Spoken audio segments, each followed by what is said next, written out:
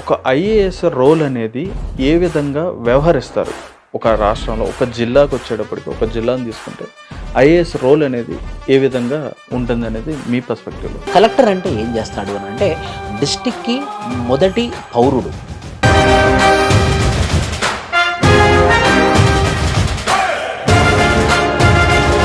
State public service commissions తీసుకుంటే APPSC కానివ్వండి, TGPSC కానివ్వండి, అవి ఒక జాబ్ క్యాలెండర్ మెయింటైన్ చేయదు. కానీ యూపీఎస్సీ పక్కగా జాబ్ క్యాలెండర్ మెయింటైన్ చేయడం వల్ల విద్యార్థులు, అభ్యర్థులు ప్రిపరేషన్కి ఖచ్చితంగా ప్రిపేర్ కావచ్చు అనమాట. ముఖ్యంగా ఎవరైతే మినిస్టర్లు పాలసీ మేకింగ్ చేస్తారో, మీరు మనం అనుకుంటే ఈ నాయుడు మా నాయకుడు మాకు ఇది ఇచ్చాడు, ఈ పాలసీ ఇచ్చాడు, ఆసరా పెన్షన్ ఇస్తున్నాడు, లేకపోతే మా నాయకుడు మాకు డబ్బులు ఇస్తున్నాడు నెల, ఈ ప్రతి ఒక్క పాలసీ వెనుక బ్రెయిన్ చైల్డ్ ఎవరి బ్రెయిన్ ఉంటుందనంటే ఒక ఐఏఎస్ ఆఫీసర్ యొక్క బ్రెయిన్ ఉంటుందన్నమాట. అంటే ఒక ఐఏఎస్ ఆఫీసర్కి 100 కోట్ల వరకు కూడా ఏమంటారు డౌరీ వచ్చేంత ఉంటుంది పవర్ అని చెప్పని అంటారు. నార్త్ సైడ్ ఉన్నంత ఇంపార్టెన్స్ అంటే యూపీఎస్సీకి మన సౌత్ సైడ్ తగ్గింది అని చెప్పని అనుకోవచ్చా? తగ్గింది అని చెప్పొచ్చు, దాంతోపాటు లేదని కూడా చెప్పొచ్చు. వాడికి ఎంసెట్ ర్యాంక్ వస్తేనే, వాడికి ఐఐటి ర్యాంక్ వస్తేనే వాడు మనిషి, వాడికి నీట్ వస్తేనే వాడు డాక్టర్ అవుతేనే వాడు మనిషి, లేకపోతే మనిషి కాదు. అబ్బాయి అయినా సరే, అమ్మాయి అయినా సరే. తెలుగు రాష్ట్రాల నుండి, ఆంధ్రప్రదేశ్ అండ్ తెలంగాణ నుండి 78 ర్యాంకులు వచ్చాయని చెప్పారు. చాలా ఎక్కువ నెంబర్ వచ్చింది. ఒక్క ఉత్తరప్రదేశ్లోనే సార్, ఓన్లీ సింగిల్ ఉత్తరప్రదేశ్ 140 మంది. ఒక్కటే రాష్ట్రం నుండి 140 ఐఏఎస్ ఆఫీసర్లు అయ్యారు. బీహార్ ఒకటే ఒక రాష్ట్రం నుండి 131 ఐఏఎస్ ఆఫీసర్ అంటే ర్యాంక్స్ వచ్చాయి. మన దగ్గర 2 రాష్ట్రాలను కలుపుకొని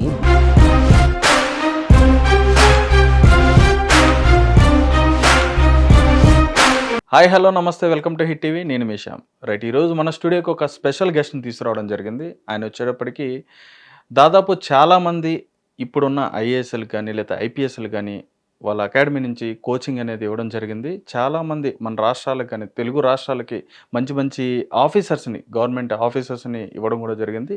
ఆయన ఎవరో కాదండి, విష్ణు ఐఏఎస్ అకాడమీకి సంబంధించిన విష్ణు గారు ఈరోజు మా స్టూడియోకి వచ్చారు. సార్ నమస్తే సార్, ఎలా ఉన్నారు సార్? బాగున్నాను సార్. సార్ చాలా చాలా గ్రేట్ సార్.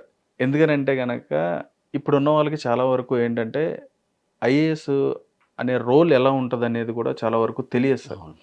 అసలు కలెక్టర్ గారు అనేవాళ్ళు ఒక జిల్లాకి అధికారి అని చెప్పని అనుకుంటారు, కానీ ఆ కలెక్టర్ రోల్ అనేది ఏమేమి చేస్తారు, అదేవిధంగా వాళ్ళకున్న పవర్స్ ఎలా ఉంటాయి ఏంటి అనేది చాలా వరకు తెలియదు. అంటే గ్రౌండ్ లెవెల్ నుంచి కూడా, ఒక స్టూడెంట్ లెవెల్ నుంచి కూడా, స్టూడెంట్ నుంచి ఒక గ్రాడ్యుయేట్ అయ్యి అక్కడి నుంచి ఇట్లాగా గ్రూప్స్ ప్రిపేర్ అయ్యి యూపీఎస్సీ ప్రిపేర్ అయ్యి ఎంత నాలెడ్జ్ని గెయిన్ చేసుకొని ఆ స్థాయి వరకు రావడానికి చాలా కష్టపడి చాలా చేస్తూ ఉంటారు. వాళ్ళకున్న పవర్స్ కూడా అదే విధంగా ఉంటాయి. అయితే సార్ ఇక్కడ ఏంటంటే నా మేజర్గా ఏంటంటే సార్, ఒక ఐఏఎస్ రోల్ అనేది ఏ విధంగా వ్యవహరిస్తారు? ఒక రాష్ట్రంలో ఒక జిల్లాకు వచ్చేటప్పటికి ఒక జిల్లాను తీసుకుంటే ఐఏఎస్ రోల్ అనేది ఏ విధంగా ఉంటుంది అనేది మీ పర్స్పెక్టివ్లో. ఖచ్చితంగా సార్. మొదటగా నేను సిస్టమ్ చెప్పి ఎగ్జామినేషన్ ప్యాటర్న్ చెప్పి ముందుకు వస్తాను నేను. డెఫినెట్గా ఎవరైనా సరే ఐఏఎస్ ఆఫీసర్ అవ్వాలి అని అంటే సెంట్రల్ గవర్నమెంట్ ఒక కాన్స్టిట్యూషనల్ బాడీ ఉంటుంది, రాజ్యాంగబద్ధమైనటువంటి బాడీ. ఆ బాడీ పేరు union public service commission, UPSC అని. ప్రతి సంవత్సరం ఒక జాబ్ క్యాలెండర్ ఇస్తుందన్నమాట. ఆ క్యాలెండర్ ప్రకారంగా వాళ్ళు ఎగ్జామ్స్ కండక్ట్ చేస్తారు. సో ఈ ఐఏఎస్ ఎగ్జామినేషన్కి 3 అంచెల పరీక్షా విధానం, ప్రిలిమ్స్, మెయిన్స్, ఇంటర్వ్యూ అని ఉంటుంది. ప్రతి సంవత్సరం ఒక 1000 పోస్టులకు నోటిఫికేషన్ వస్తుంది. ఫిబ్రవరిలో నోటిఫికేషన్ వస్తుంది, మేలో ప్రిలిమ్స్ జరుగుతుంది, ఆగస్ట్ సెప్టెంబర్లో మెయిన్స్ జరుగుతుంది, అండ్ జనవరి ఫిబ్రవరిలో ఇంటర్వ్యూలు జరిగి ఏప్రిల్లో ఫైనల్ రిజల్ట్ వస్తుంది అనమాట. ఇది ఖచ్చితంగా జాబ్ క్యాలెండర్. అదే స్టేట్ పబ్లిక్ సర్వీస్ కమిషన్స్ తీసుకుంటే ఏపీపీఎస్సీ కానివ్వండి, టీజీపీఎస్సీ కానివ్వండి, అవి ఒక జాబ్ క్యాలెండర్ మెయింటైన్ చేయదు. కానీ యూపీఎస్సీ పక్కగా జాబ్ క్యాలెండర్ మెయింటైన్ చేయడం వల్ల విద్యార్థులు, అభ్యర్థులు ప్రిపరేషన్కి ఖచ్చితంగా ప్రిపేర్ కావచ్చు అనమాట. ఓహో, ఈ సంవత్సరం మిస్ అయినా కూడా వచ్చే సంవత్సరం నేను రాసుకోవచ్చు అని చెప్పేసి. సో ఇది ఒక మంచి విషయం, జాబ్ క్యాలెండర్ ఉంటుంది. ఈ prelims examination, mains examination, interview ఎగ్జామినేషన్లో ఎవరైతే క్లియర్ అవుతారో ఆ ఎగ్జామ్స్లో రిజర్వేషన్ ప్రాతిపాదికన, అంటే ఎస్సీ, ఎస్టీ, ఓబీసీ, ఈడబ్ల్యూఎస్ దాని ప్రాతిపాదికన వాళ్ళకి సర్వీస్ అలాట్ చేస్తారన్నమాట. అంటే ఒక జనరల్ అభ్యర్థి అనుకోండి 100 లోపు ర్యాంక్ వస్తే ఐఏఎస్ అవుతాడు. ఓబీఎస్ అనుకోండి ఒక 300 లోపు ర్యాంక్ వస్తే ఐఏఎస్ అవుతాడు. ఎస్సీ ఎస్టీ 600 లోపు ర్యాంక్ 500 లోపు ర్యాంక్ వస్తే ఎస్సీ ఎస్టీ కూడా ఐఏఎస్ ఆఫీసర్ అయ్యే అవకాశాలు ఉంటాయి. అప్పుడప్పుడు 600 దాకా కూడా వెళ్ళొచ్చు. ఇలా రిజర్వేషన్ ప్రాతిపాదికన ఐఏఎస్ ఆఫీసర్ అవుతారన్నమాట. సో ఈ ఐఏఎస్ ఆఫీసర్ అనే ర్యాంక్ వచ్చిన ఇమీడియట్గా Lal Bahadur Shastri national academy of administration అని ముస్సోరిలో ట్రైనింగ్ సెంటర్ ఉంటుంది. ఈ ట్రైనింగ్ సెంటర్లో సంవత్సరంన్నర ట్రైనింగ్ ఇచ్చి ఇంకో 6 నెలలు ఫీల్డ్ లెవెల్లో ఇస్తారన్నమాట. అంటే క్యాడర్ అలొకేట్ జరుగుతుంది. మనకు వచ్చిన ర్యాంక్ బట్టి ఆంధ్రప్రదేశ్, తెలంగాణ, వెస్ట్ బెంగాల్, కర్ణాటకనా, తమిళనాడు అని చెప్పేసి క్యాడర్ అలొకేట్ అవుతుంది అనమాట.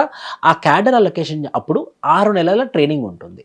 అలా 2 సంవత్సరాలు ట్రైనింగ్ అయిపోయిన తర్వాత ప్రొబేషనరీ కన్ఫర్మ్ అయిపోయి they will become confirmed officers. ఈ కన్ఫర్మ్డ్ ఆఫీసర్స్ మొదటి 2 సంవత్సరాలు అసిస్టెంట్ కలెక్టర్ గాను, కొన్ని స్టేట్లలో 2 సంవత్సరాలు అయిపోగానే కలెక్టర్ అవుతారు. మన రాష్ట్రంలోనైతే 4 సంవత్సరాలు అయిపోయిన తర్వాత డిస్ట్రిక్ట్ కలెక్టర్ అవుతారు అనమాట. ఆంధ్రప్రదేశ్, తెలంగాణ ఇదే సిస్టమ్ని ఫాలో అవుతుంది. So with in 4 years they become collectors. Collector అంటే ఏం చేస్తాడు అని అంటే డిస్ట్రిక్ట్కి మొదటి పౌరుడు. అంటే first citizen of the district ఎవరు అని అంటే డిస్ట్రిక్ట్ కలెక్టర్. సో డిస్ట్రిక్ట్ సంబంధించినటువంటి ప్రతి ఒక్క వ్యవహారాలలో అది రెవెన్యూ కావచ్చు, ల్యాండ్ రికార్డ్స్ కావచ్చు, వెల్ఫేర్ అండ్ డెవలప్మెంట్ కావచ్చు, ఇన్ఫ్రాస్ట్రక్చర్ డెవలప్మెంట్ కావచ్చు, లా అండ్ ఆర్డర్లో కూడా ఇలా పలు విభాగాలలో మొట్టమొదటి ఆఫీసర్, పవర్ఫుల్ ఆఫీసర్ ఎవరంటే ఐఏఎస్ ఆఫీసరే. ఇప్పుడు ఐపీఎస్ అయ్యారనుకోండి, వాళ్ళు సూపరింటెండెంట్ ఆఫ్ పోలీస్ అవుతారు. ఈ సూపరింటెండెంట్ ఆఫ్ పోలీస్ డిపార్ట్మెంట్కి మటుకు, లా అండ్ ఆర్డర్కి మటుకు హైయెస్ట్ ఆఫీసర్. ఆయన కూడా ఐఏఎస్ ఆఫీసర్కే సెల్యూట్ కొడతాడు. సో డిస్ట్రిక్ట్లో ఎవరు హెడ్ ఆఫ్ ద డిస్ట్రిక్ట్ అని అంటే first IAS officer, next IPS officer. వీళ్ళు డిస్ట్రిక్ట్ కలెక్టర్ లాగా అయిపోయిన తర్వాత మళ్ళీ ఇంకో 6, 7, 8 సంవత్సరాలు అయిపోయినాక అంటే ర్యాంక్ వచ్చినాక తన కన్ఫర్మేషన్ అయిపోయిన తర్వాత 12 సంవత్సరాల తర్వాత సెక్రటరియేట్కి వస్తారనమాట, సచివాలయానికి. అక్కడ మొదటిగా అసిస్టెంట్ సెక్రటరీ, తర్వాత deputy secretary, joint secretary, additional secretary and secretary to the minister. ఇలా వీళ్ళు సెక్రటరియట్ పొజిషన్లో ఉంటారనమాట. అంటే ముఖ్యంగా ఎవరైతే మినిస్టర్లు పాలసీ మేకింగ్ చేస్తారో, మీరు మనం అనుకుంటే ఈ నాయుడు మా నాయకుడు మాకు ఇది ఇచ్చాడు, ఈ పాలసీ ఇచ్చాడు, ఆసరా పెన్షన్ ఇస్తున్నాడు, లేకపోతే మా నాయకుడు మాకు డబ్బులు ఇస్తున్నాడు నెల, ఈ ప్రతి ఒక్క పాలసీ వెనుక బ్రెయిన్ చైల్డ్ ఎవరి బ్రెయిన్ ఉంటుందనంటే ఒక ఐఏఎస్ ఆఫీసర్ యొక్క బ్రెయిన్ ఉంటుందన్నమాట. అతను తనకున్నటువంటి నాలెడ్జ్ ఫీల్డ్లోకి వెళ్ళి ఇన్ఫర్మేషన్ తెచ్చుకొని రీసెర్చ్ అండ్ డెవలప్మెంట్ చేసి అట్లా 3-4 ఐఏఎస్ ఆఫీసర్లు ఒక కమిటీ లాగా ఫామ్ అయ్యి గవర్నమెంట్ అంటే ఎవరు sir? Council of ministers headed by chief minister at state level, council of ministers headed by prime minister central level is called as government. So ఈ గవర్నమెంట్కి వాళ్ళు రికమెండ్ చేస్తారనమాట, సార్ మనం ఇలాంటి పాలసీ చేస్తే బాగుంటుంది, ఇలాంటి స్కీమ్ చేస్తే బాగుంటుంది, ప్రజలకు యూజ్ అవుతుంది, మన ప్రభుత్వానికి కూడా మంచి పేరు వస్తుంది. అలా పలు సందర్భాలలో పలు పొజిషన్స్లలో ఒక లించ్ పిన్ లాగా ఒక మోస్ట్ ఇంపార్టెంట్ పొజిషన్లో పనిచేసేది ఎవరంటే ఖచ్చితంగా ఐఏఎస్ ఆఫీసర్ అని చెప్పొచ్చు. డెఫినెట్గా సార్, సూపర్ సార్. రైట్, అయితే మీరన్న పాయింట్లో ఇంత పవర్ఫుల్ క్యాడర్లో ఉన్న ఐఏఎస్ ఈ జాబ్ ఏదైతే ఉంటుందో అటువంటి వాళ్ళకి అంటే రీసెంట్గా చూసిన వీడియోస్లో కానీ వాటిలో కానీ అవి అంటే ట్రోల్స్ అనాలా లేదంటే అవి నిజంగా అనుకోవాలో తెలియదు. అంటే ఒక ఐఏఎస్ ఆఫీసర్కి 100 కోట్ల వరకు కూడా ఏమంటారు డౌరీ వచ్చేంత ఉంటుంది పవర్ అని చెప్పని అంటారు. అంటే గతంలో ఏంటంటే గవర్నమెంట్ జాబ్ ఉందంటే వాడు ఇక మంచి కింగ్ అని చెప్పి అనేది ఉండేది. ఇప్పుడు ఐఏఎస్ ఆ ప్రైజ్ ఎట్లా అయిపోయిందంటే 100 కోట్లకి వెళ్ళిపోయింది. దాన్ని మీరు ఎలాగా చూస్తారు? 2 విషయాలండి.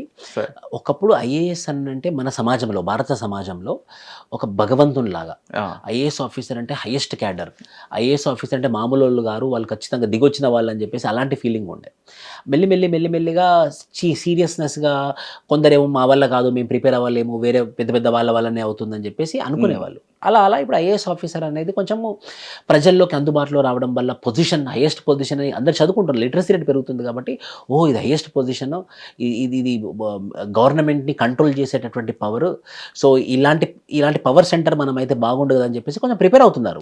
మనకంటే ఎక్కువ నార్త్ ఇండియన్స్ ప్రిపేర్ అవుతున్నారు అనుకోండి, బట్ హవెవర్ ప్రిపేర్ అవుతున్నారు. ఈ ప్రిపేర్ అయిన సందర్భంలో ఎవరికైతే ర్యాంక్ వస్తుందో వాళ్ళకి ఖచ్చితంగా మీరు అన్నట్టు 100 కోట్ల నుండి 150 కోట్ల దాకా కూడా కట్నం అడిగిన వాళ్ళు ఉన్నారు, ఇచ్చిన వాళ్ళు ఉన్నారు. నిజమే అంటారు? నిజమే, ఖచ్చితంగా నిజమే. అంటే ఈ రీల్స్ లో చూస్తే ఎలా అంటే అంటే ఒక కలెక్టర్ అయ్యారంటే గనక ఆయనకి అరే 100 కోట్లు ఇచ్చినా తక్కువ లేదురా అని చెప్పన్నట్టుగా అవును, అవును, మాట్లాడి అవన్నీ చూస్తున్నాం అనమాట. అవును. రైట్ సార్, బాగుంది సార్. అయితే చాలా మంచి చెప్పారు. కానీ ఇక్కడ మీరన్నట్టుగానే నార్త్ సైడ్ ఉన్నంత ఇంపార్టెన్స్ అంటే యూపీఎస్సికి మన సౌత్ సైడ్ తగ్గింది అని చెప్పని అనుకోవచ్చా? ఆహ్, తగ్గింది అని చెప్పొచ్చు. దాంతో పాటు లేదని కూడా చెప్పొచ్చు సార్. అంటే లేదని అంటే నార్త్‌తోని కంపేర్ చేస్తే. నార్త్తో కంపేర్ చేస్తే ఎందుకో చెప్తా నేను. ఆహ్, Delhi is a centre for union public service commission number 1. అవును. మన వాళ్ళు సౌత్ వాళ్ళు మన అలాంటి ఇన్‌స్టిట్యూషన్స్ లేదు. యూపీఎస్సీ ఒక బ్రాంచ్ లేదు. ఓ యూపీఎస్సీ మెయిన్ సెంటర్ ఢిల్లీలో ఉంది. అది Yes, sir. క్యాపిటల్ అవ్వడం వల్ల. Yes sir.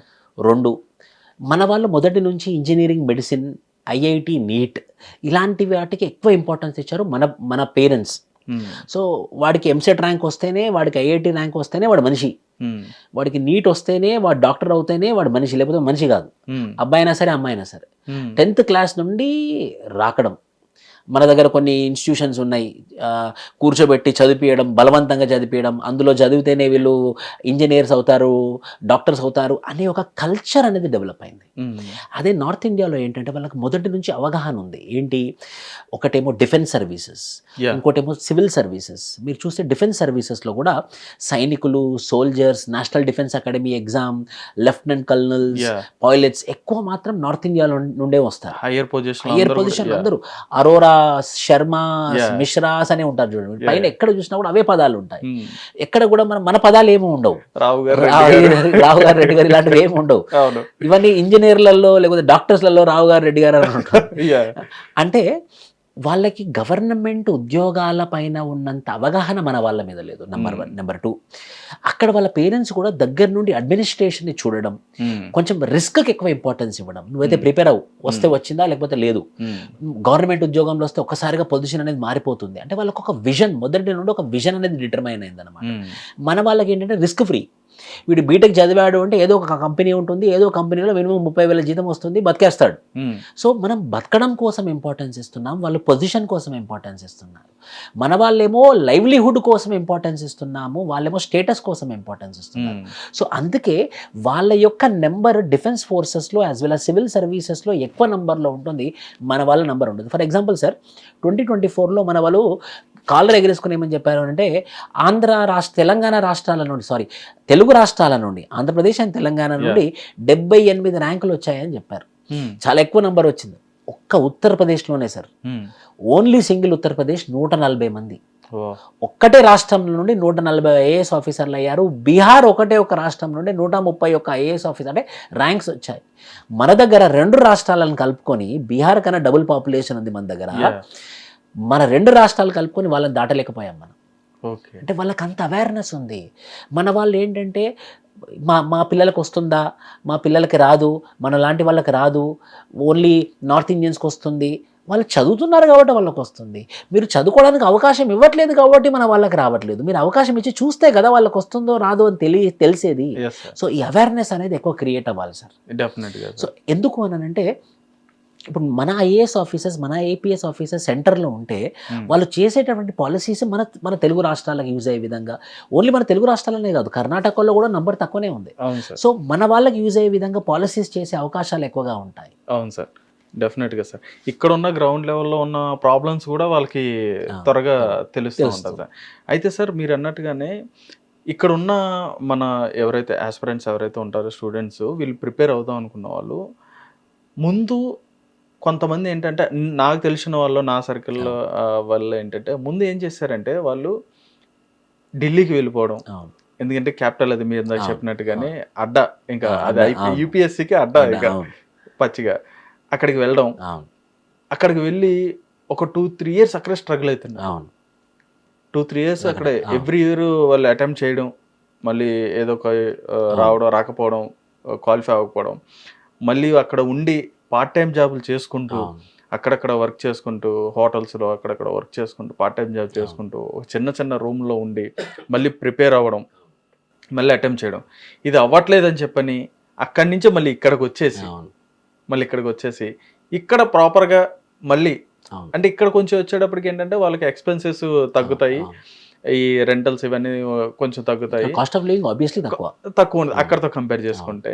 ఇక్కడికి వచ్చిన తర్వాత ఇక్కడ మళ్ళీ ప్రిపేర్ అయ్యి కనీసం యూపీఎస్సీ కొట్టకపోయినా కానీ గ్రూప్స్ అయినా క్వాలిఫై అవుతున్నారు. అవును. అక్కడికి వెళ్ళినప్పుడు అయితే మాత్రం అసలు ఎలా అంటే వాళ్ళు పిచ్చి వాళ్ళు అయిపోతారు చూసారా సార్, ఆ టైప్లో ఉన్న వాళ్ళు ఇక్కడికి వచ్చిన తర్వాత గ్రూప్స్ కొట్టి గ్రూప్ 1 ర్యాంకర్స్ అయిన వాళ్ళు కూడా చాలా మంది ఉన్నారు. అవును సార్. అంటే ఎందుకని ముందే ఇక్కడ వీళ్ళు సస్టైన్ అంటే ఇక్కడ ప్రిపేర్ అవ్వచ్చు కదా, ఎందుకని మనం ఇక్కడ ఎందుకు వాళ్ళని గ్రాప్ చేయలేకపోతున్నాం సార్ వాళ్ళ? చాలా మంచి ప్రశ్న సార్. దీనికి చారిత్రాత్మకంగా నేను జవాబు చెప్తాను. డెఫినెట్గా 1974 వరకు 1950లో union public service commission establish అయింది. 1950 నుంచి 1974 వరకు ప్రిలిమ్స్ ఎగ్జామినేషన్ లేదు, అంత కాంపిటీషన్ లేకుండే. ఎక్కువ ఎవరు రాసేవాళ్ళు అని అంటే ఢిల్లీ చుట్టుపక్కల ఉన్నటువంటి రాష్ట్రాలు, మన తెలుగు రాష్ట్రాల నుంచి చాలా పేరెంట్స్కి ఎవరికైతే బాగా అవేర్నెస్ ఉందో వాళ్ళ పిల్లలు మాత్రమే రాసేవాళ్ళు. సో వీళ్ళు ఢిల్లీ వరకు వెళ్ళి ప్రిలిమ్స్ లేదు కాబట్టి డైరెక్ట్ మెయిన్స్ ఎగ్జామ్స్ రాసి వచ్చేవాళ్ళు. 1974 తర్వాత ప్రిలిమ్స్ ఎగ్జామినేషన్ కూడా లోకల్ సెంటర్స్లో పెడదాము, like Hyderabad, like Chennai, like Kolkata, కొన్ని లోకల్ సెంటర్స్లో పెట్టారు. మళ్ళీ మెయిన్స్ మళ్ళీ ఢిల్లీలోనే ఉంది. అలా మెయిన్స్ అనే సెంటర్ ఓన్లీ ఢిల్లీలో 2000 సంవత్సరం వరకు, రీసెంట్ 2000 వరకు కూడా ఒకటే సెంటర్ ఉండే అనమాట, మెయిన్స్ సెంటర్. సో ఎవరైనా సరే ఢిల్లీకి వెళ్ళాల్సిందే, ఇక ఐఏఎస్ అంటే ఢిల్లీ అని ఫిక్స్ వెళ్ళాల్సిందే. అయిపోయారు. అది ఎందుకు అని అంటే సెంటర్ ఢిల్లీలో ఉండడం వల్ల, యా యూపీఎస్సీ ఒక సెంటర్, ఆ బాడీ యొక్క సెంటర్ ఢిల్లీలో ఉండడం వల్ల అందరూ ఢిల్లీకి వెళ్ళేవాళ్ళు. అప్పుడు ఏమైంది, ఢిల్లీలోనే సెంటర్ ఉంది, పిల్లలంతా స్టూడెంట్స్ అందరూ ఢిల్లీకే వస్తున్నారు కదా అని చెప్పేసి ఆ ఢిల్లీలోనే కొన్ని 4-5 ఇన్స్టిట్యూషన్స్ ఎస్టాబ్లిష్ అయ్యాయి. సో ఆ 4-5 ఇన్స్టిట్యూషన్స్ ఏవైతే ఢిల్లీ ఎస్టాబ్లిష్ అయ్యాయో అక్కడ వాళ్ళు వెళ్ళి, ఎలాగో నా సెంటర్ అక్కడే ఉంది కదా, ఒక 6 నెలల ముందు వెళ్ళి, ఒక 8 నెలల ముందు వెళ్ళి నేను అక్కడ కోచింగ్ తీసుకుంటానని చెప్పేసి అక్కడ కోచింగ్ స్టార్ట్ చేశారు. సో అలా స్టార్ట్ అయినటువంటి the coaching hub is Delhi, అందులో ఓల్డ్ రాజేంద్ర నగర్ అని. అలా so Delhi is not producing the ranks, the people who are coming from the rest of India who are going to Delhi, అక్కడ వాళ్ళు చదివి అక్కడ వాళ్ళు ర్యాంక్స్ ప్రొడ్యూస్ చేస్తున్నారు. సో అలా Delhi became the centre for producing the ranks because of Delhi centre, main centre and కొన్ని institutions రావడం వల్ల. నన్నే తీసుకోండి, నేను ఢిల్లీలో శుభ్రారంజన్ ఐఏఎస్లో క్లాసెస్ చెప్పాను, మల్లుక ఐఏఎస్లో క్లాసెస్ చెప్పాను, నాలాంటి ఫ్యాకల్టీస్ అక్కడ ఉంటారు. సో నాకు అర్థమైంది అక్కడ కాస్ట్ ఆఫ్ లివింగ్ ఎక్కువ, వాతావరణం బీభత్సం అసలుకి. మనము ఒక మంచి గాలి పీల్చుకుందామన్నా కూడా కాదు, ఇంకా dust, stubble burning very very common. అంటే ఎక్కడ చూసినా కూడా స్టబుల్ బర్నింగ్ జరగడం వల్ల అంటే చుట్టుపక్కల ఉన్నటువంటి విలేజెస్లో వీళ్ళు కాలబెడతారు అనమాట. సో అది మళ్ళీ ఫెర్టైల్ సాయిల్ లాగా కావడం, ఎక్కడ చూసినా స్మోక్. 3 ఎక్స్ట్రీమ్ టెంపరేచర్స్, అయితే 50 డిగ్రీలు లేకపోతే -10 డిగ్రీలు ఎక్స్ట్రీమ్ టెంపరేచర్స్. పాపులేషన్ ఎంతమంది అని అంటే, ఒక చిన్న రోడ్ ఉంటుంది, ఆ రోడ్లో నియర్లీ 1,00,000 మంది రోజు నడుస్తారు, అందరు అభ్యర్థులే. 6 తల్లిదండ్రులు ఉండరు, భయంకరమైనటువంటి డీవియేషన్స్, ఎంజాయ్మెంట్, కంట్రోల్ ఉండదు, ఒక ఒక ఒక రకమైనటువంటి వాతావరణం ఉంటుంది. సో అక్కడ వెళ్ళినటువంటి పిల్లలు వాళ్ళ ఆరోగ్యం ఖరాబ్ చేసుకోవడం కానివ్వండి, డబ్బులు ఎక్కువగా ఖర్చు పెట్టడం కానివ్వండి, లేకపోతే మారిపోవడం, చెడిపోవడం కానివ్వండి, ఇలాంటివి జరుగుతున్నాయి.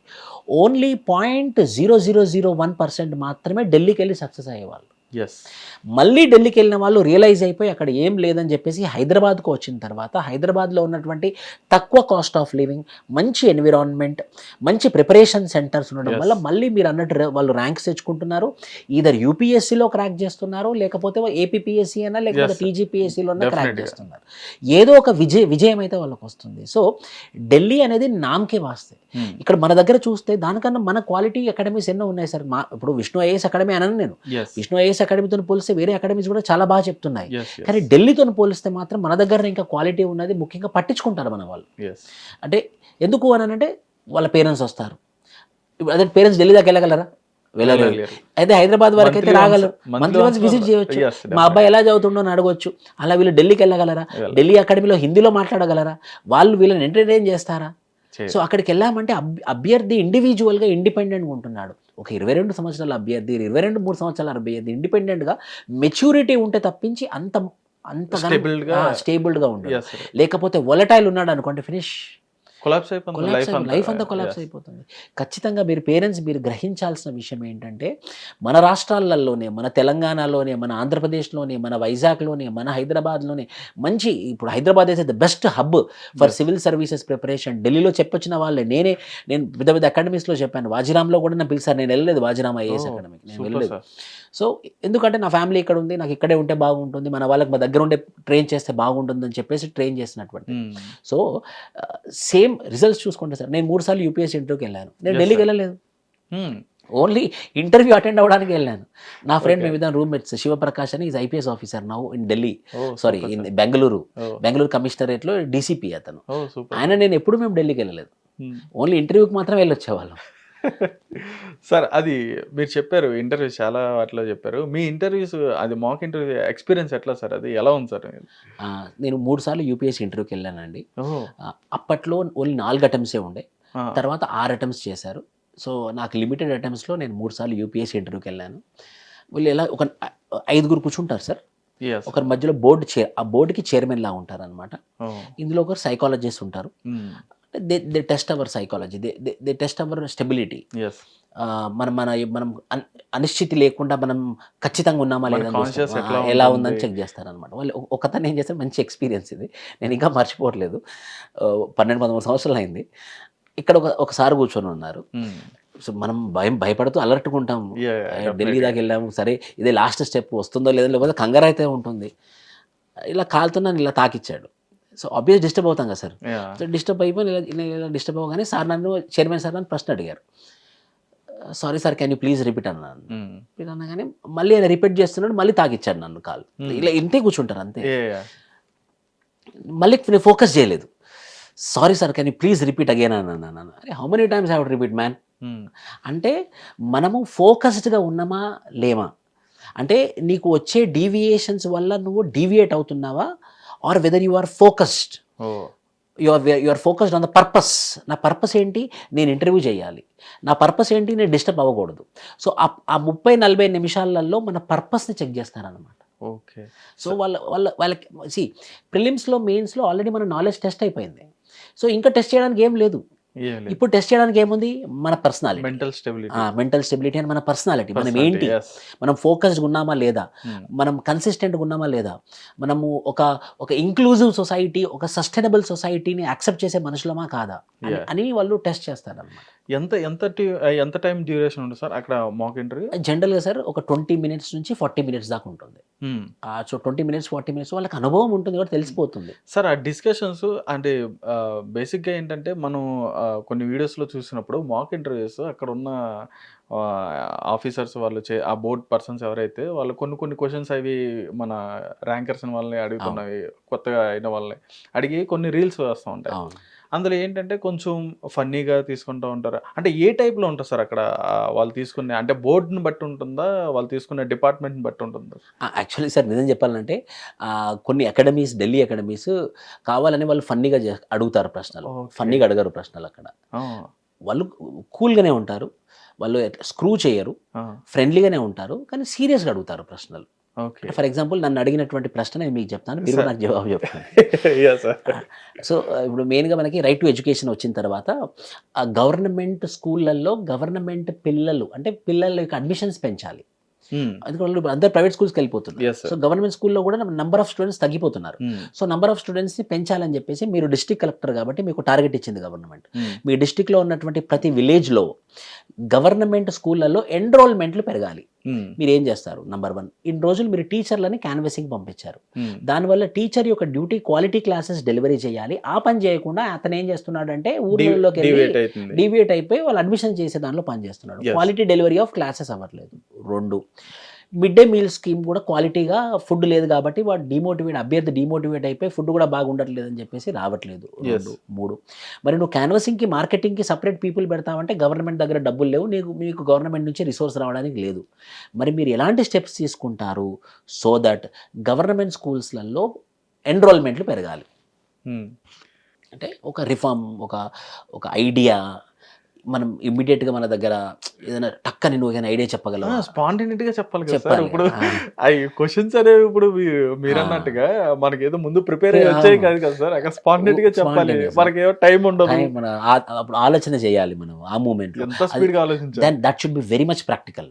ఓ, చాలా ప్రాక్టికల్, రియలిస్టిక్గా. మనం ఏదో నేను గవర్నమెంట్ నుంచి రిసోర్స్ తీసుకొని మార్కెటింగ్కి పీపుల్ పెట్టి మార్కెటింగ్ పీపుల్ని తీసుకొని రమ్మంటానంటే అలా గవర్నమెంట్ మార్కెటింగ్ డబ్బులు పెడుతుంది పెట్టదు. సో మనం ప్రాక్టికల్గా జవాబు చెప్పాలన్నమాట. సార్ మీరు ఏం చెప్పారు సార్? నేనైతే ఏమని చెప్పాను సార్ అంటే, sir mid day meal scheme చాలా ఇంపార్టెంట్ ఎప్పుడైనా కూడా, మధ్యాహ్న భోజన పథకం.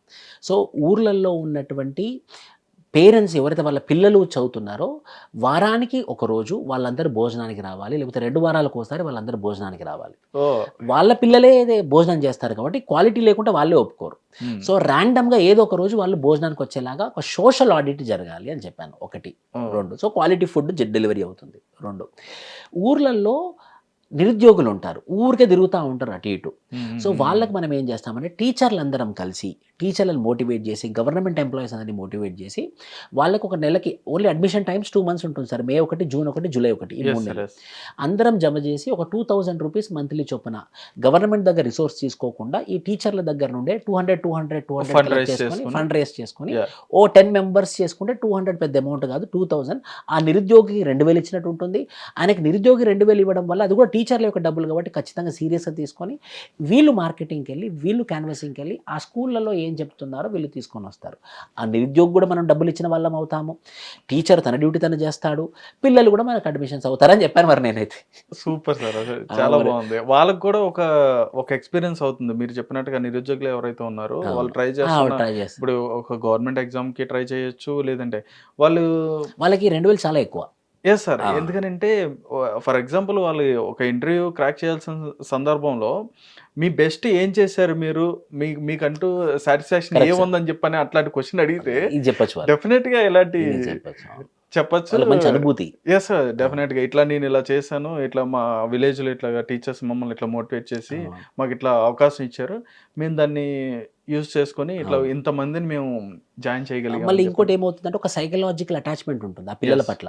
ఓ నేను జాయిన్ చేయించాను, మరి అక్కడ క్లాసెస్ బాగా అవుతున్నాయా లేదా అని అప్పుడప్పుడు చూసుకొని పోతా ఉంటాడు ఆ నిరుద్యోగి. సో ఆ క్వాలిటీ క్లాసెస్ లేకపోయినా అతను ప్రశ్నిస్తాడు. ఆ నిరుద్యోగి ప్రశ్నిస్తాడు, ఏంటంటే మీరు నన్ను తీసుకురమ్మన్నారు, నేను తీసుకొచ్చాను, మీరు క్లాసెస్ బాగా చెప్పట్లేదని చెప్పేసి ఇంకొక మనిషి వాళ్ళని ప్రశ్నించడానికి రెడీగా ఉంటాడు.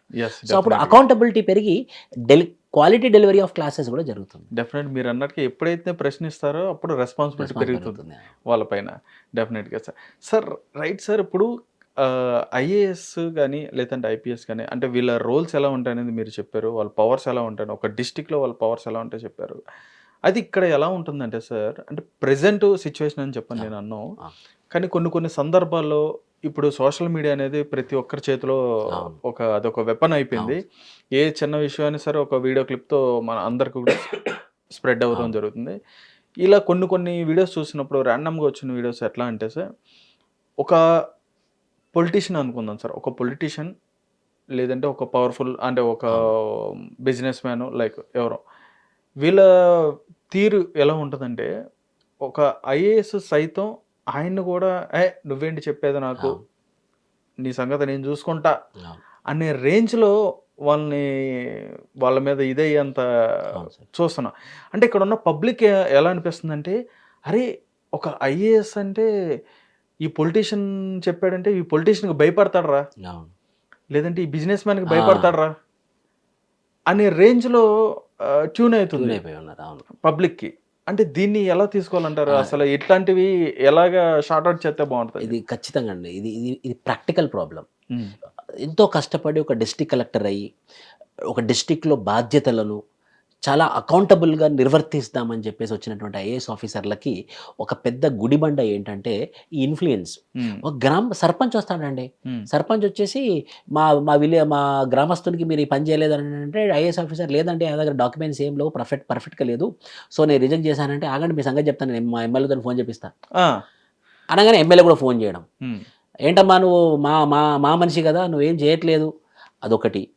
కొన్ని సందర్భాలలో మినిస్టర్, కొన్ని సందర్భాల్లో జెడ్పీటీసీలు కూడా, ఉమ్. జెడ్పీటీసీలు, ఎంపీటీసీలు బెదిరించే స్థాయిలో స్థాయిలో ఉన్నారు. అంటే ఏమవుతుందనంటే కొంచెము మెల్లిమెల్లిగా ప్రజల్లో చైతన్యం పెరగడము, ఉమ్. పొలిటీషియన్స్ కూడా వాళ్ళలో ఎక్కువ పవర్ ఉంచుకోవడము. ఓకే. ఒకప్పుడు ఆ పవర్ ఐఏఎస్ ఆఫీసర్లలో ఉండే, Yes. ఆ పవర్ని పొలిటీషియన్స్ వాళ్ళ దగ్గర క్యారీ చేసుకోవడము.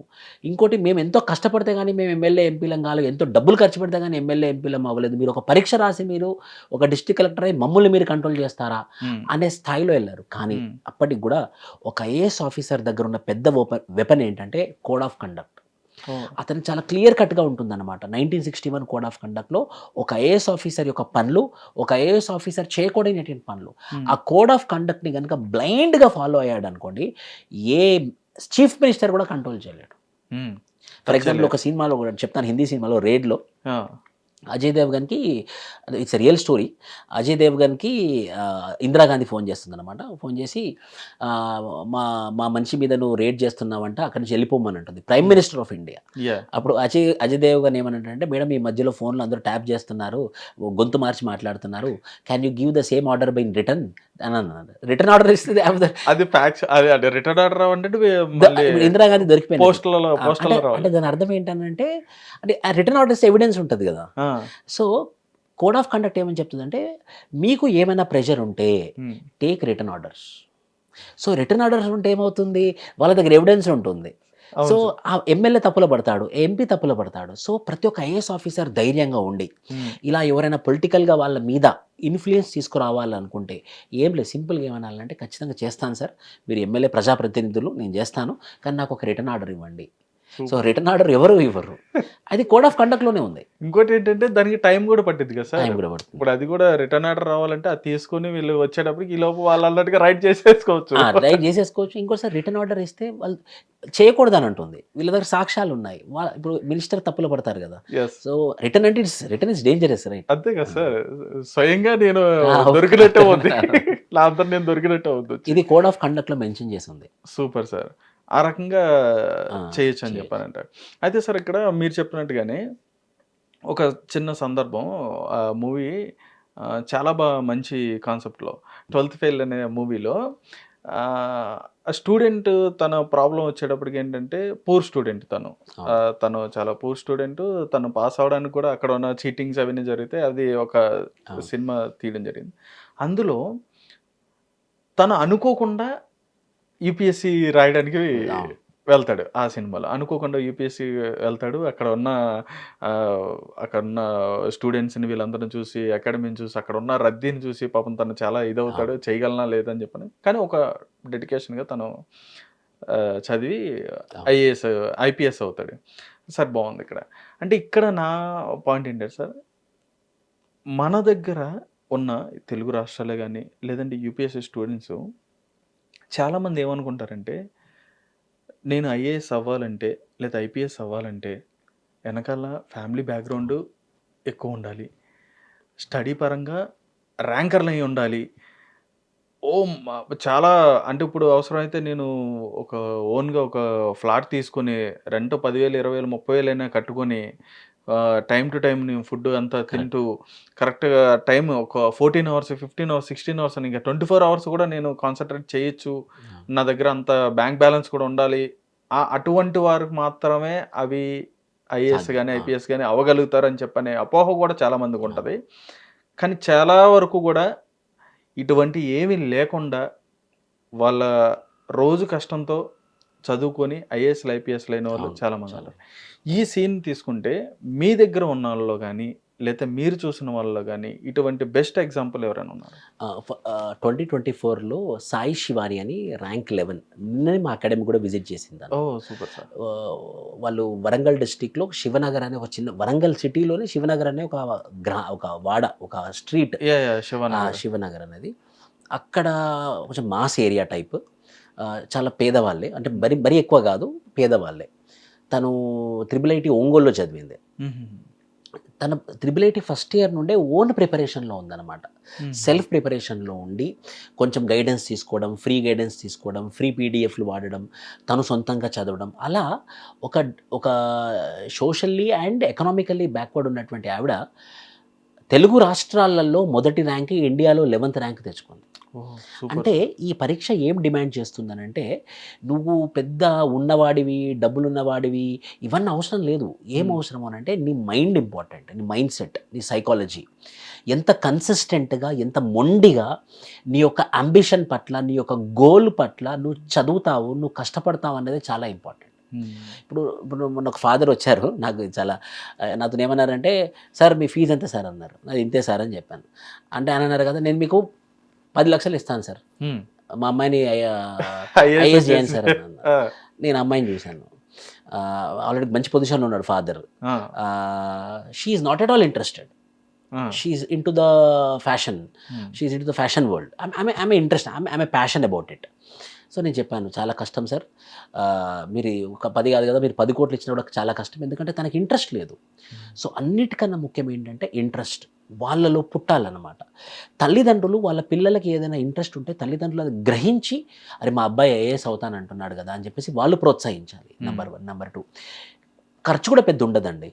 ఇప్పుడు మేము స్కాలర్షిప్ టెస్ట్లు పెడతాం. మేము ఇప్పుడు నెక్స్ట్ వీక్ మేము స్కాలర్షిప్ టెస్ట్ పెడుతున్నాం. ఎవరైతే స్కాలర్షిప్ టెస్ట్లో క్లియర్ చేస్తారో వాళ్ళకి ఫస్ట్, సెకండ్, థర్డ్ వాళ్ళకి కంప్లీట్లీ ఫ్రీ ప్రొవైడ్ చేస్తాం. సో వాళ్ళు కొంచెం ప్రిపేర్ అయ్యి ఆ స్కాలర్షిప్ టెస్ట్లో కనుక టాప్ ఉంటే ఫ్రీ కోచింగ్ దొరుకుతుంది. హైదరాబాద్లో ఒక 5,000 హాస్టల్లో ఉంటాయి, అశోక్ నగర్, గాంధీనగర్లో. చాలా మంచి 5,000లో నీకు గడిపేయచ్చు. మా అకాడమీలో రీడింగ్ రూమ్ ఫ్రీ, ఇక్కడ కూర్చొని చదువుకోవచ్చు. అంటే నీకు 5,000లో నీకు స్కాలర్షిప్ టెస్ట్ క్లియర్ అవుతే నీ ఐఏఎస్ కోచింగ్ అయిపోతుంది. Super sir. కానీ దానికన్నా ముఖ్యం ఏంటనంటే మన కన్సిస్టెన్సీ, మన మొండి పట్టుదల. నువ్వు చెట్టు మీద నువ్వు ఏం చూస్తున్నావు అని అంటే, నేను చెట్టును చూడట్లేదు, నేను పిట్టను చూడట్లేదు, పిట్టకున్నటువంటి కన్నును చూస్తున్నాను అనేటటువంటి కాన్సన్ట్రేషన్ ఎవరికైతే ఉంటుందో, ఏకాగ్రత, వాళ్ళు మాత్రమే క్లియర్ చేస్తున్నారు ఈ ఎగ్జామ్. సార్ యాక్చువల్గా మీరు చెప్పినట్టుగానే కొన్ని సినిమాలకు సంబంధించిన సందర్భాలు తీసుకుంటే, ఒక మూవీ రీసెంట్గా వచ్చిన మూవీలో కూడా, గేమ్ చేంజర్ అనే మూవీలో, అంటే పూర్తిగా ఒక ఐఏఎస్ అంటే ఏంటి అనేది దాంట్లో చూపించడం జరిగింది. ప్రాబబ్లీ దానికి సంబంధించి చాలా వరకు ఏంటంటే పబ్లిక్లోకి ఎలా అంటే, కమర్షియల్ హిట్ అంటే కొడితే కార్లు సుమోలు లెగాలి, తొడగొడితే లెగాలి, లేదంటే కొడితే ఇక్కడి నుంచి అక్కడికి వెళ్ళి మళ్ళీ రిటర్న్ రావాలి, బౌన్స్ అవ్వాలి, ఇట్లాంటివి ఉంటాయి ఎక్స్పెక్టేషన్స్. కానీ ఇట్లా ఒక నాలెడ్జబుల్గా ఒక సబ్జెక్ట్ని తీసుకుంటే, అంటే ఈ క్యారెక్టర్ ఎలా అంటే సార్, ఒక ఐఏఎస్ సైతం కూడా ఒక పొలిటీషియన్ని రూల్ చేయగలరు అనేదాన్ని క్లియర్గా అందులో చూపించారు. కానీ మనం బయట వాస్తవానికి దానికి కంపేర్ చేసుకుంటే చాలా డిఫరెన్స్ ఉంటుంది. నిజంగా అలా చేయొచ్చా? నిజంగా పొలిటీషియన్స్ వెనకాల ఐఏఎస్ల పాత్ర ఏ విధంగా ఉంటుంది? ఎగ్జాంపుల్తో చెప్తాను సార్. నేను జయశంకర్ సార్ ఉన్నారు, ministry of external affairs, central government. Is an Indian foreign service officer. Indian foreign service ఆఫీసర్లా ఉన్నప్పుడు దౌత్య సంబంధాలు, డిప్లొమాటిక్ రిలేషన్స్ అదర్ కంట్రీస్తో ఎలా చేయాలని చెప్పేసి సుష్మా స్వరాజ్ గారికి నరేంద్ర మోడీ గారికి చాలా హెల్ప్ చేశారు ఆయన. ఆయన యొక్క నాలెడ్జ్, ఆయన యొక్క స్కిల్ని ఐడెంటిఫై చేసి అతను రిటైర్మెంట్ అవ్వగానే ఇమీడియట్గా minister of external affairs position ఇచ్చారు. అజిత్ దోవాల్ ఉన్నారు, ఈజ్ అన్ ఐపీఎస్ ఆఫీసర్. ఈరోజు నేషనల్ సెక్యూరిటీ మనది ఇంత బలంగా ఉండడానికి కారణం ఒక ఐపీఎస్ ఆఫీసర్, అజిత్ దోవల్. అంటే మనం చూసుకుంటూ వెళ్ళిపోతే ఒక ఐఏఎస్ కానివ్వండి, ఒక ఐపీఎస్ కానివ్వండి, for example Sridharan IAS officer. ఇప్పుడు హైదరాబాద్ మెట్రో, అంతకన్నా ముందు ఢిల్లీ మెట్రో. ఈ మెట్రో సిస్టమ్ ఇండియాలో పనికి రాదు, మన ప్రజలు మెట్రోకి రెడీ లేరు అని అనుకునే టైంలో ఒక 15 సంవత్సరాల క్రితమే మెట్రో రైల్ని ఢిల్లీలో సక్సెస్ఫుల్ చేసింది శ్రీధరన్ అండ్ ఐఏఎస్ ఆఫీసర్. అంటే దాన్ని ప్రాపర్గా ఇంప్లిమెంట్ చేసి సక్సెస్ చేసేది ఎవరు అంటే IAS officers and IPS officers. For example Konkan railway అని ఉంటుంది, which starts from Mumbai and goes to Mangaluru. Mumbai నుంచి మంగళూరు వరకు వెళ్తుంది, ఒక 400 కిలోమీటర్ల రైల్వే లైన్. ఈ పక్క మొత్తం సముద్రం, ఈ పక్క మొత్తం అడవి. ఇది రైల్వే లైన్, 1400 కిలోమీటర్ల రైల్వే లైన్, కొంకణ్ రైల్వే. దాన్ని ప్రాపర్గా ఎగ్జిక్యూట్ చేసింది ఒక ఇండియన్ ఇంజనీరింగ్ సర్వీస్ ఆఫీసర్. అంటే ఒక ఆఫీసర్స్ల చేత ఎంత పవర్ ఉంటుందని అంటే మనం కళ్ళ ముందు చూస్తాం, ఇంత పెద్ద ఇన్ఫ్రాస్ట్రక్చర్స్, ఇంత పెద్ద డెవలప్మెంట్. ఇవన్నీ ఇప్పుడు మనం అనుకుంటాం మన మినిస్టర్ ఇచ్చాడు, మన ఎమ్మెల్యే ఇచ్చాడు, మన చీఫ్ మినిస్టర్. 100% కాదనే చెప్తాను నేను. వాళ్ళ వెనుక ఒక మెదడు ఉంటుంది, వాళ్ళ వెనుక ఒక బ్రెయిన్ ఉంటుంది. ఆ బ్రెయిన్ మోస్ట్ ఆఫన్ ఈ బ్యూరోక్రాట్స్దే ఉంటుంది. సో వీళ్ళు ఇచ్చినటువంటి ఐడియాస్, సలహాలు, పాలసీస్ వల్లనే గవర్నమెంట్ కానివ్వండి, లేకపోతే ప్రజలకు కానీ ఆ సేవలు అందుబాటులో ఉన్నాయన్నమాట. ఓకే. ఒక గవర్నమెంట్ అనేది ఒక ప్రభుత్వాన్ని నిర్మించుకున్నప్పుడు, అంటే ఒక పార్టీ అది నిలబడాలి, అది గవర్నమెంట్లో రన్ అవ్వాలి, ఒక మంచి ప్రత్యేకమైన ఇది రావాలంటే బిహైండ్ ఖచ్చితంగా ఐఏఎస్ ఆఫీసర్ల పాత్ర అనేది ఖచ్చితంగా ఉంటుందని చెప్పి అన్న. Right sir. అయితే చాలా వరకు ఏమంటారంటే ఈవెన్ స్క్రిప్ట్ కూడా అంటే వాళ్ళు మాట్లాడాల్సిన స్క్రిప్ట్ కానీ లేదంటే వాళ్ళు ఇవ్వాల్సిన హామీలు కానీ ఇవన్నీ కూడా ముందుగానే ప్రిపేర్ చేసి వాళ్ళకి ఇస్తారు అని చెప్పని అంటారు. చాలా వరకు కూడా కొంతమంది ట్రోల్స్ అవి చేస్తూ ఉంటారు. ఎవరైనా ఏదైనా తప్పు మాట్లాడినా కానీ లేదంటే ఏదైనా స్క్రిప్ట్ ఏదైనా మిస్టేక్ ఉన్నా కానీ అంటే వీళ్ళు మాట్లాడే పని ఏంట్రా చూసి మాట్లాడతాడు, అన్ని చూసి మాట్లాడదు, అన్ని అక్కడ చూసుకొని మాట్లాడతాడు, డైరెక్ట్గా మాట్లాడరేంటి అది ఇది అని చెప్పని అంటూ ఉంటారు. నిజంగా స్క్రిప్ట్ ఫాలో అవ్వాలంటారా? అంటే సార్ స్క్రిప్ట్ అయితే ఉంటుంది వీళ్ళకి, ఎందుకంటే వీళ్ళు ఒకటి పొలిటీషియన్స్ బిజీగా ఉంటారు, వాళ్ళు మల్టిపుల్ పనులు చేయాలి వాళ్ళు. సో ఒక మీటింగ్కి వెళ్ళి వాళ్ళు ఒక మంచి స్పీచ్ డెలివరీ చేయాలి అని అంటే మాత్రం అక్కడికి వచ్చి ఏదో ఒకటి మాట్లాడాలంటే ఇబ్బందులు, ఏదో ఒకటి తప్పు చేసే అవకాశాలు ఉంటాయి. కాబట్టి వాళ్ళకి స్క్రిప్ట్ అయితే ప్రిపేర్ అవ్వాలి. వాళ్ళకి పొరపాటున హామీలు కానీ వాళ్ళకి ఇబ్బంది అవుతుంది. సో ప్రతి script will be filtered by an IAS officer. అంటే వాళ్ళకంటూ ప్రైవేట్ పీపుల్ ఉంటారు, ఎలా మినిస్టర్స్ వాళ్ళ ప్రైవేట్, కానీ ఫైనల్గా ఒక్కసారి ఫిల్టర్ చేసేది ఎవరు అని అంటే ఒక బ్యూరోక్రాట్. ఎందుకనంటే అది చట్ట ప్రకారంగా ఉందా, లీగల్గా కరెక్ట్ ఉందా, ఇప్పుడు లేకపోతే ఏదో కమ్యూనిటీని తిట్టడము, ఏదో రిలీజియన్ని తిట్టడము అలాంటిది జరిగింది అనుకోండి, మొదటికే మోసం వస్తుంది. సో అలా చట్ట ప్రకారంగా రాజ్యాంగబద్ధంగా క్లియర్ అవుతుందా లేదా అన్నది మాత్రం ఈ బ్యూరోక్రాట్ ఫిల్టర్ చేసిన తర్వాతనే అది స్టేజ్ మీదకి వెళ్తుంది. అంటే ప్రతి ఒక్క రోల్లో ఒక బ్యూరోక్రాట్ రోల్ అయితే ఉంటుంది. ఒక స్టేట్ కదా సార్, ఒక దేశం, మండలం.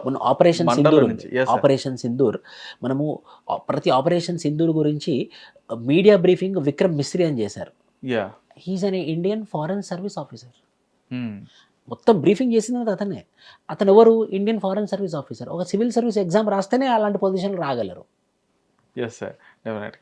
అంటే ఒక మండల స్థాయి నుంచి ఒక ఢిల్లీ స్థాయి వరకు, అంటే గల్లీ నుంచి ఢిల్లీ వరకు కూడా ప్రతి డిపార్ట్మెంట్లో కానీ లేకపోతే ప్రతి గవర్నమెంట్ ఇన్వాల్వ్మెంట్ ప్రతి దాంట్లో కూడా ఒక ఐఏఎస్ పాత్ర అనేది ఖచ్చితంగా ఉంటుంది. వాళ్ళ వెనకాల నడిపిస్తేనే ఇది నడుస్తుంది.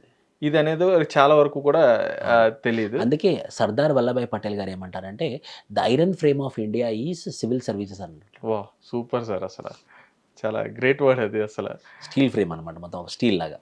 సార్ ఇప్పుడున్న స్టూడెంట్స్కి కానీ లేదంటే ఇప్పుడు ఎవరైనా ఆస్పిరెంట్స్ ఎవరైనా ట్రై చేయాలి ఐఏఎస్ అని చెప్పని అనుకుని వాళ్ళకి మీరిచ్చే సలహా అంటే విష్ణు సార్ అంటే చాలా వరకు చాలా వీడియోస్ అయితే చూస్తాం, చాలామంది ర్యాంకర్స్తో వాళ్ళతో మీ దగ్గర ఉన్న స్టూడెంట్స్ మీ దగ్గర ఉన్న ర్యాంకర్స్తో వాళ్ళతో వీడియోస్ అవి పెడతా ఉంటారు.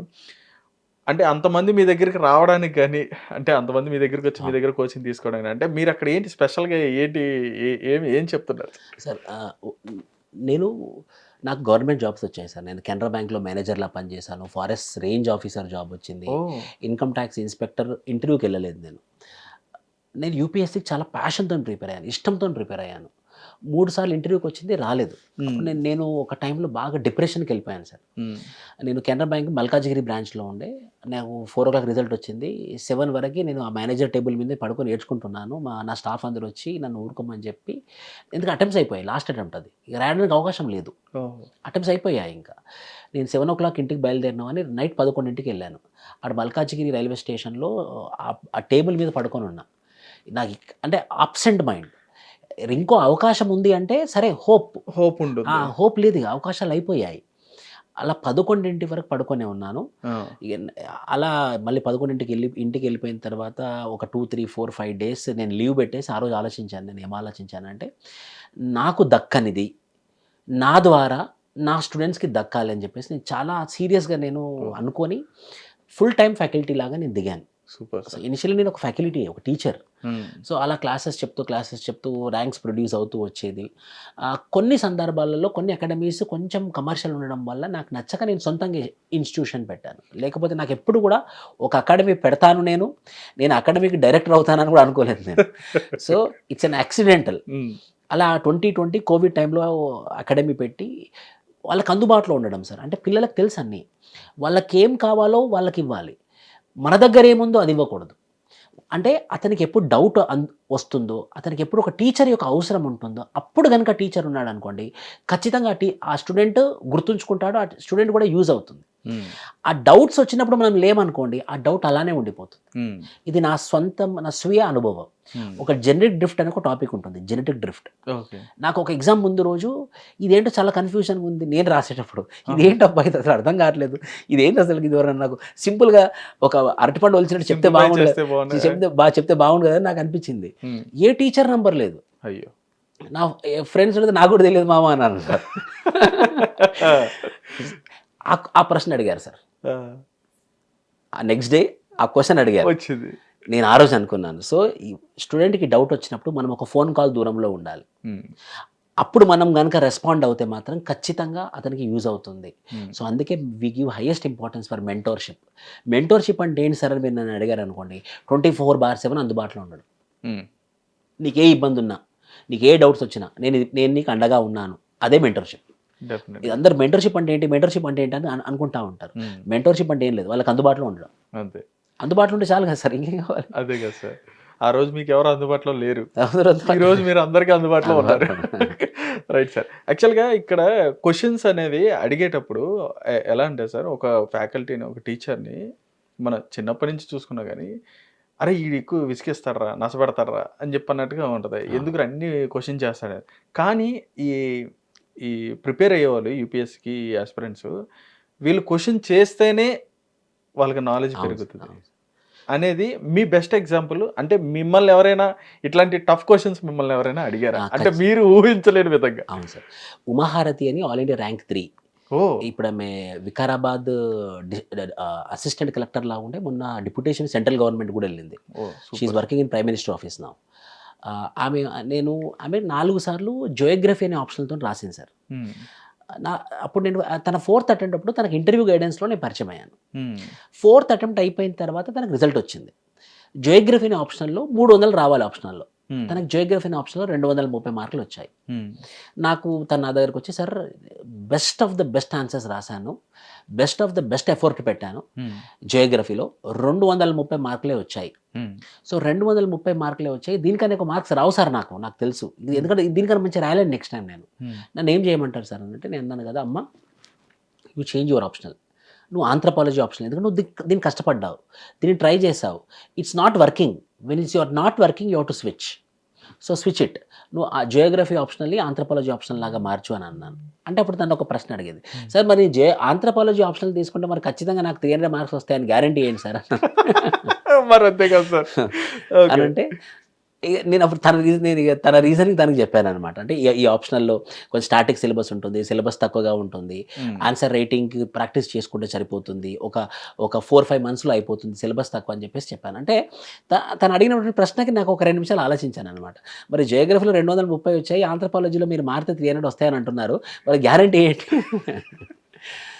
సో అదొక మంచి ప్రశ్న. Okay, super sir. It's worked sir. ఆమె చాలా ఇంటర్వ్యూలలో ఉమాహారతి 2023 ర్యాంకర్.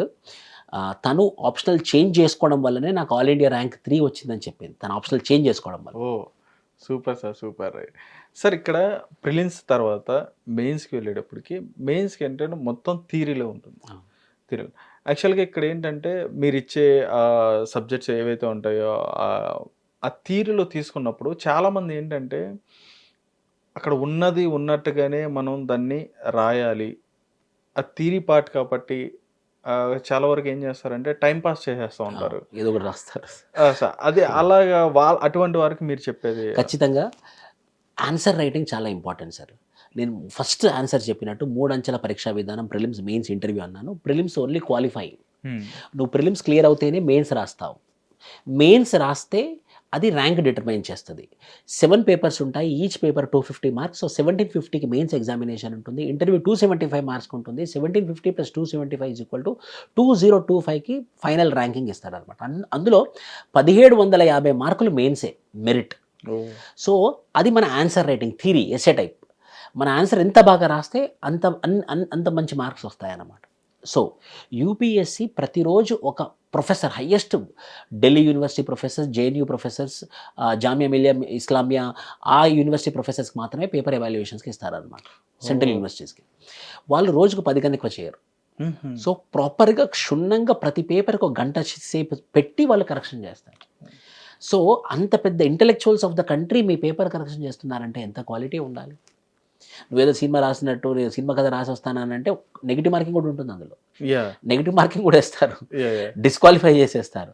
సో ఖచ్చితంగా ఆన్సర్ రైటింగ్లో కూడా we have to maintain very good discipline.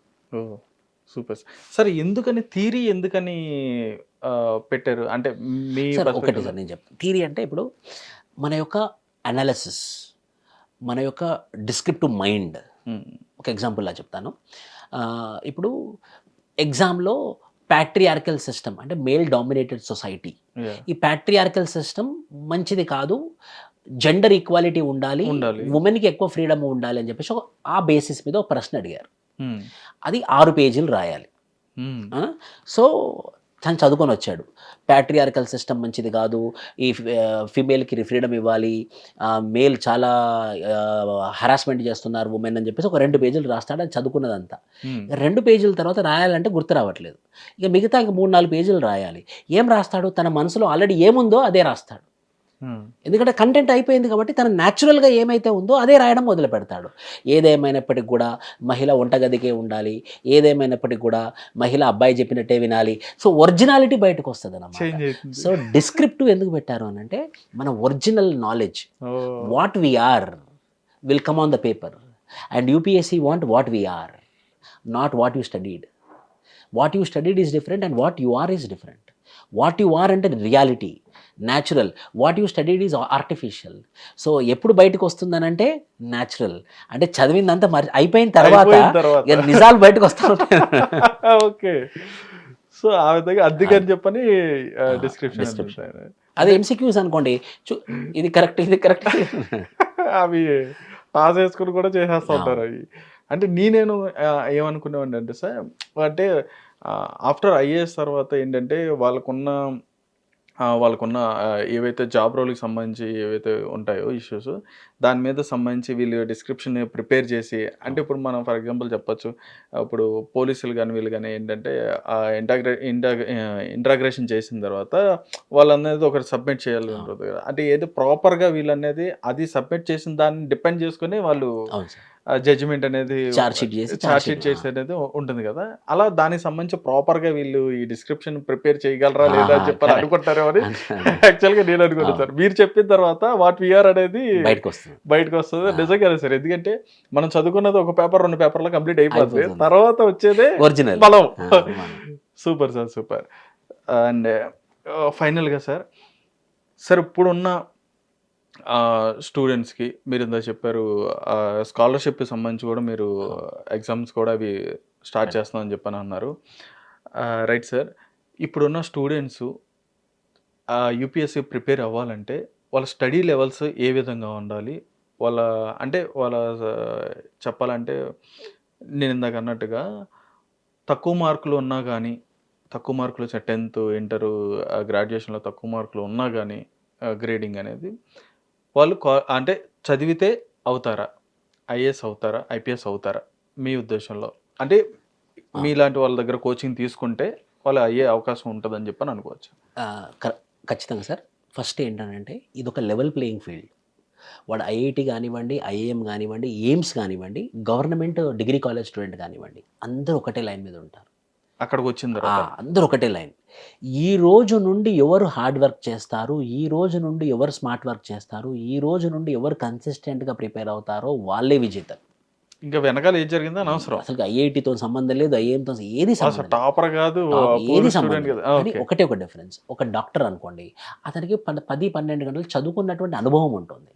AIIMS అనుకోండి, ఐఐటి అనుకోండి, వాళ్ళకి చదువులో నిష్ణాతులై ఉన్నారు కాబట్టి ఇది చదవడం పెద్ద కష్టం కాదు, వాళ్ళకి ఈజీ అవుతుంది. డిగ్రీ కాలేజ్ అభ్యర్థి అనుకోండి, కొత్తగా చదవడం మొదలు పెడతారు. సో అప్పుడు మనం గుర్తుంచుకోవాల్సింది ఏంటంటే ఇది లెవెల్ ప్లేయింగ్ ఫీల్డే. కానీ ఒక తెలుగు మీడియం అభ్యర్థి, ఒక గవర్నమెంట్ కాలేజ్ అభ్యర్థి వాళ్ళకన్నా ఒక 2 గంటలు ఎక్కువ కష్టపడాలి. వాళ్ళకన్నా మనం ఒక అడుగు ముందుకు ఉండాలి. ఎందుకంటే మన చరిత్రలో మనం అంతా చదవలేదు.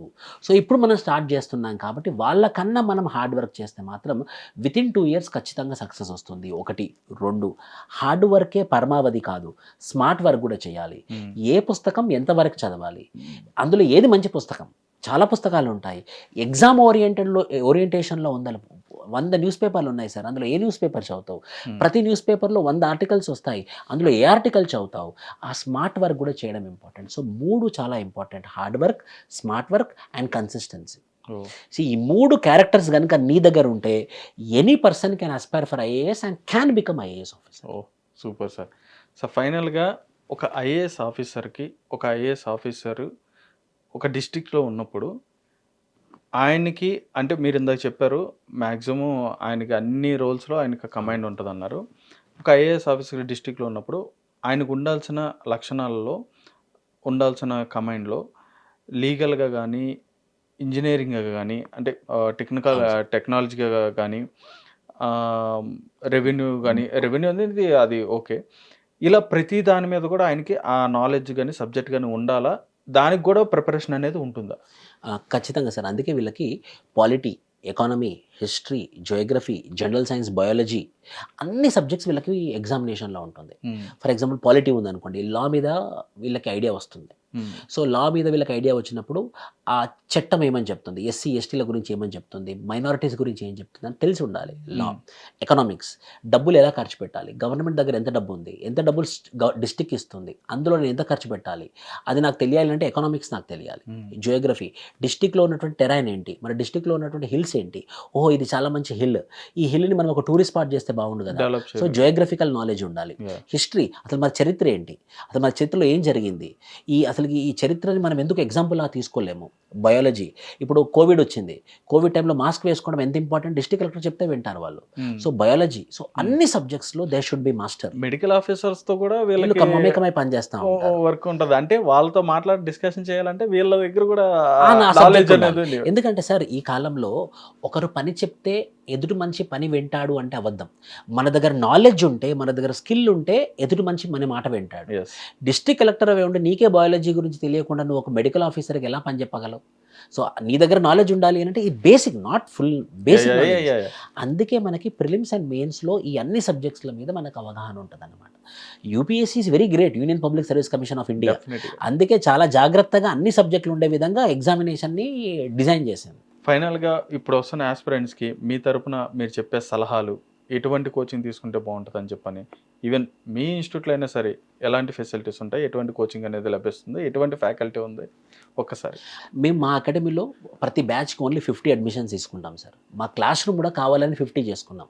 50 చైర్లే పడుతుంది అనమాట. ఇంకొకరు కదా డబ్బులు ఇస్తాం జాయిన్ అవుతారో తీసుకోరు, 50 వల్ల వస్తారో తీసుకోరు, చైర్ పట్టదు అక్కడ క్లాస్. సూపర్. సో 50 అడ్మిషన్లే తీసుకుంటాము. Faculties the best of the best అనమాట. Polity Anubhav Saransh from Delhi, geography Basavaraj sir from geography from Bengaluru, history Uday Simhareddy local faculty చాలా బాగా చెప్తారు. Internal security DGP sir, former DGP sir Ramesh sir, IPS officer, is also legal adviser to the academy, is also one of the academic director. So DGP sir ఇలా internal security చెప్తారని. So ఇలా ఒక strong faculty team ఉంది. 50 admissions తీసుకుంటాము. Free reading room provide చేస్తాము. మంచి infrastructure ఉన్నటువంటి premises ఉంది. ప్రతి 5గురికి ఒక మెంటర్ని అలొకేట్ చేశాము. సో దట్ వాళ్ళకి ఏ డౌట్ ఉన్నా, వాళ్ళ పర్సనల్ ప్రాబ్లమ్స్ ఉన్నా కూడా వాళ్ళ మెంటర్ రీచ్ అవుతారు. నా పర్సనల్ నెంబర్ స్టూడెంట్స్కి అందరికీ ఇవ్వడం జరుగుతుంది. ప్రతి 15 రోజులకు ఒకసారి డైరెక్టర్తో మీటింగ్ ఉంటుంది. వాళ్ళకి ఏమైనా ప్రాబ్లమ్స్ ఉన్నాయా, ఏమైనా ఇబ్బందులు ఉన్నాయని చెప్పేసి మోస్ట్ ఇంపార్టెంట్గా వాళ్ళకి ఎల్లవేళలా అందుబాటులో ఉండే విధంగా సిస్టమ్ ఎస్టాబ్లిష్ చేశాం సార్. Super sir. అండ్ వాళ్ళు యూపీఎస్సీలో ఉన్నన్ని కాలం ఒక 6 నెలలు ఒక బ్యాచ్ 2 బ్యాచ్లని కాదు, యాక్సెసిబిలిటీ మాత్రం 2 years అంటే క్లాసెస్ మాత్రం, కానీ మెంటర్షిప్ మాత్రం లైఫ్ లాంగ్. వాళ్ళు ఎప్పుడు యూపీఎస్సీ క్రాక్ చేస్తారో అప్పటి వరకు మేము ఎప్పుడు అందుబాటులోనే ఉంటాం. సూపర్ సార్, సూపర్, చాలా great sir. And thank you sir, thank you so much. And మాకు మంచి ఇన్ఫర్మేషన్ అయితే ఇచ్చారు. ఒక ఐఏఎస్ రోల్ అంటే ఎంత పవర్ఫుల్ అనేది మాకు తెలియజేశారు. అండ్ చాలా వరకు కూడా ఇందులో అంటే ఆస్పిరెంట్స్కి చాలా వరకు కూడా క్వశ్చన్స్ కూడా ఆన్సర్స్ కూడా దొరికే ఉంటాయి మీ ద్వారా. చాలా thank you sir, thank you so much sir. Hit TV app, ఇందులో short news, live news, entertainment shows, movies, digital magazines తో పాటు మీ జిల్లా వార్తలను కూడా ఫ్రీగా చూడొచ్చు. అంతేకాదు కేజీ నుంచి పీజీ వరకు విద్యార్థులకు స్కాలర్షిప్ కూడా అందిస్తున్నాం. ప్రతి వారం 10 మందికి లక్కీ డ్రా ద్వారా ఒక్కొక్కరికి 10,000 రూపాయలు అందిస్తున్నాం. ఇంకెందుకు ఆలస్యం, వెంటనే హిట్ టీవీ యాప్ ని డౌన్లోడ్ చేసుకుని ఫ్రీగా ఎంటర్టైన్మెంట్ పొందండి. Hit TV app, hit TV app, please download hit TV app. Hit TV యాప్ని ఫ్రీగా డౌన్లోడ్ చేసుకొని ఎంజాయ్ చేయండి. మీకు నచ్చిన ఎంటర్టైన్మెంట్ కోసం హిట్ టీవీ యాప్ ని ఫ్రీగా డౌన్లోడ్ చేసుకుని ఎంజాయ్ చేయండి. హిట్ టీవీ యాప్ని డౌన్లోడ్ చేసుకుని ఆస్వాదించండి, ఆశీర్వదించండి. ఇంతమంది సెలబ్రిటీలు హిట్ టీవీ యాప్ ని డౌన్లోడ్ చేసుకోండి అని చెప్తున్నారంటే ఎంత మంచి యాప్ ఆలోచించండి. అమెరికా అమెరికా అమెరికా అమెరికాలో చదవాలనుకునే వాళ్ళకి విశ్వసనీయమైన పేరు మన శౌర్య కన్సల్టెన్సీ. UK లో 1 year masters. UK లో 1 year masters. 2 years work permit up to 5 years visa. Contact Saurya Consultancy. Contact 89851 89851.